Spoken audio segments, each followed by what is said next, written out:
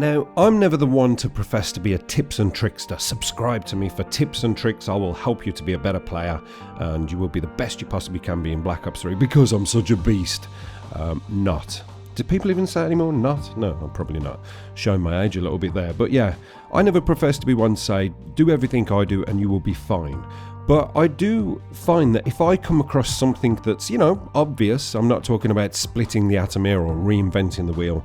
These are things that are directly in front of you and might get overlooked, like I did for quite a long time before I discovered this. And it actually upped my game. I started getting a lot more kills in Team Deathmatch in particular. This is more what I'm talking about, Team Deathmatch. Any other game type it will work as well. But in Team Deathmatch, the score streaks are very hard to get. Basically, during a game of Team Deathmatch, I find that you get the generic UAV, counter UAV. You'll hear a lot of RCXD cars flying about, which they always find me. I do enjoy it when I hear the announcer say, enemy RCXD incoming. Especially the other day, I was playing on that jungle map, not the really campy one, but the other jungle map. I can't think what it's called now. And, the announcer called in the RCXD. I thought, shit, I'll need to be very careful here. But I could actually hear it on my headset buzzing around. And I thought, no, it's far enough away, it's quite far away, I'm okay here. And as I was at the top of the hill where you look down some steps, I could see it buzz past and going completely the opposite direction I was heading in. And I was cool with that. I thought, that's good, there's a room full of 4 of them there. If it wants to find them and blow them up, that'll be a nice multi-kill. That'll be something very good to put on YouTube for that particular person, if he's got a channel. So I carried on along on my merry way, and I thought, I know there's a room full of guys here. I'm going to jump through this window and take them all by surprise with my purifier. And somehow the thing had managed to drive around the entire fucking length of the map, turn back on itself, follow me, and blow my ass up. And particularly the way it flew through the window directly behind me. That's what I hate about these RCXD cars, is that they, they fly. But yeah, those are the sort of generic ones. Maybe somebody will get a care package which has got wraps, which seems to be the common one, or the hater. And those things completely change the game. Now, basically what I'm trying to get to is manually taking over your streaks. Now, I'd like to run the sentry gun sometimes, but that doesn't need to ever be took over. That does exactly what it needs to do. Somebody literally needs to just peep behind a head glitch point or look out of a window, and it will take care of that, and it can do it better than you possibly can if you decide to manually take control of it yourself. But I like to run the Talon, the Cerberus, and the Wraith. Now, the Talon, left to its own devices, is okay, it can sort of act with a little bit of covering fire. But more times than none, I've got into that situation where I've maybe needed to reload my gun, and I've slid and I've gone to go behind a rock, and my thing's been floating above my head, and somebody shot me, killed me, and then the Talons killed them. It's kind of a delayed reaction. It sort of looked and thought, oh, danger. Is it danger? It might be danger. Let me have a little think. Yes, it is definitely. Oh, God, he's killed my guy. How dare you? I will shoot you for that. And that's no good to me. So if you run the Ghost perk, I do honestly believe that if you're taking care of score streaks, if you're manually controlling score streaks, you will still remain off the radar. So I always find somewhere nice and quiet to go, behind a tree or in some foliage, and first of all call in the Talon. Now, the Cerberus follows very closely to the Talon. You literally only need a couple more kills before you get your Cerberus, and that's fine. Sometimes you'll get them both together very quickly, and if you call them both in, it will always let you take control of the further one. So if you've got a Talon in the air and a Cerberus on the ground, it will only let you take control of the Cerberus. I don't think there's any other way around that. Correct me if I'm wrong, but that's as far as I know.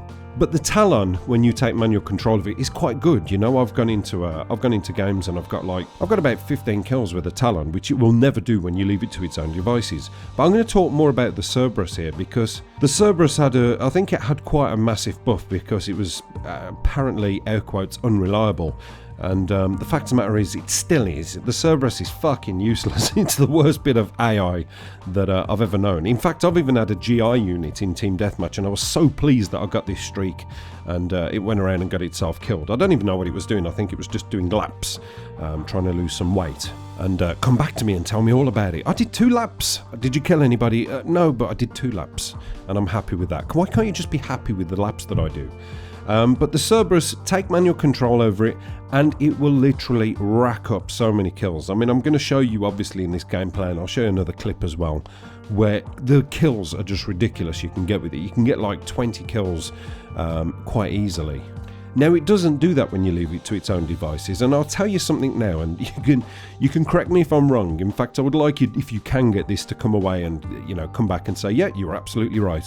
When you take control of your Cerberus, I guarantee you, as God is my witness, that you will take control of it and it will be facing a wall, because that's what it does. I don't know, it just seems to walk into walls, and it's like a challenge for it. It's trying to climb a wall. I don't know what it's doing. Maybe it spotted something on the wall that, in its previous existence as a cleaning robot thing. So I'm going to clean that bit of muck off there, that little bit of grime. Oh shit, I need to kill people, and just forgets where it is. So that's what it does. It just goes to its own devices, doesn't get in the thick of the action, might get you 1 or 2 kills, and then just buggers off and decides to clean more walls. So you've got to take control of the Cerberus. But a little hint and tip if you do decide to do this, and you'll probably find this quite frustrating, but if you use this method, it will ease some of the pain of you trying to discover how to actually work this thing, is when you get to a doorway, sometimes you'll find that you can't get through that fucking doorway. So if you're sort of, say you're going in a forward motion and there's a doorway to your right and you turn and want to go through that door, you'll do this thing where you're bumping into the frame of the door and you can't get through. What you have to do is actually just reverse and then go forward, and it straightens your tracks up, because your tracks are just weird. They have a little mind of their own. So if you reverse it, pull backwards on the analog stick, you'll straighten yourself up and go straight through the door and just get many kills. So it's just a really obvious thing. I thought I would share it with people who are struggling to get these score streaks, because at the end of the day, I honestly believe that how difficult it is to actually get score streaks in this game, you should be rewarded for getting those score streaks. I mean, the Wraith is fine, it goes off, it does its own thing. Sometimes it gets shut down a little bit quicker than I'd like, but things like the Cerberus and stuff, you want it to go out there and you want it to do exactly what it says on the tin. Go out and destroy people. And if you do take manual control of it, I've been losing a game of Team Deathmatch massively trying to carry a team of idiots on my shoulder. And the use of the Cerberus in manual mode has actually turned it around and ended up winning the game.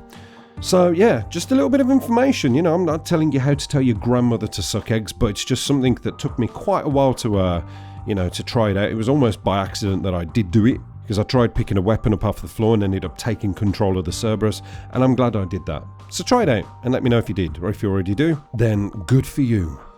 Apocalypse done.